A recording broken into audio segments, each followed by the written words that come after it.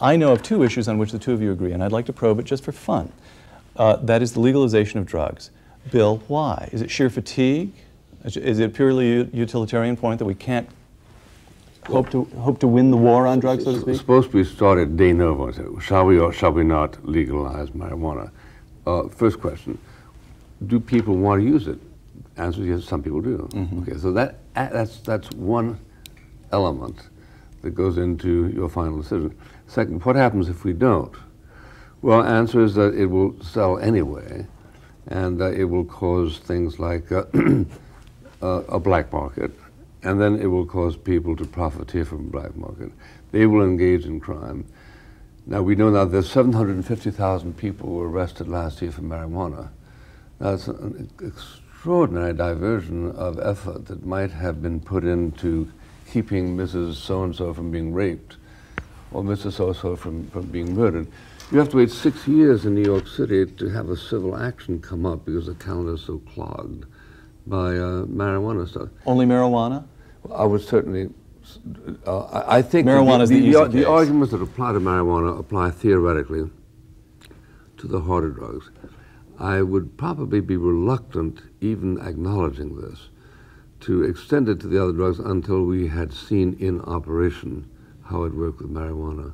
You grant his grounds for legalizing drugs? Yes, I think they're carefully and minimally stated. I mean, I think I would have put all of them more strongly, but yes. Now, you are squeamish on abortion? Can we call you pro-life or no, just squeamish? Well, look, I think there's such a thing as an unborn child. I think that's a moral category as well as, so to speak, a biological one. It's a real thing. It's You're parting company with the other inheritors of the 60s, though, are you not? No, not with all of them by any means. It's a division of opinion. I take the view that it's a conflict of rights. And the unborn child idea is not a propaganda term. Right. So, in other words, the right to choose. What are those who disagree with you missing? Excuse me? What are those who disagree with you missing? They simply refuse to accept that it's an unborn child? Well, actually, no, there's been progress on that front. You almost never hear now, which I can remember hearing from some ultra-feminists, that the occupant of the womb is simply an outgrowth or extrusion of the mother's body, such as an appendix might be, or even worse, a tumor. And I've heard it compared to that. That, I notice, they don't say anymore. There's a good deal more reflection on that point, and I think that another technological innovation, namely the sonogram, has given an enormous number of people a pause for thought, because the idea of viability is being pushed back further and further and further. I don't There's a picture of the child on the refrigerator. It'll never get as far with me as deciding that an IUD implanted in the uterus is an abortifacient, is a murder. But I can't point to any well-known feminist who's in favor of a ban on partial birth abortion. And here we have a situation in which the viability is almost pathetically asserting itself. Yes. So do you think there's been a retreat in that perspective?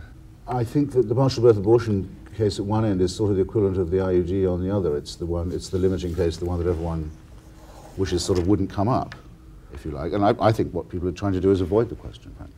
But what causes you to part company from the other inheritors of the 60s on this issue? What is it? What makes your thinking different? Well, no, I don't part company in the sense that I don't think women should have... What causes you to make common cause with Mr. Buckley on this one? Well, because he acknowledges that there's an entity there, right, a human entity. Right.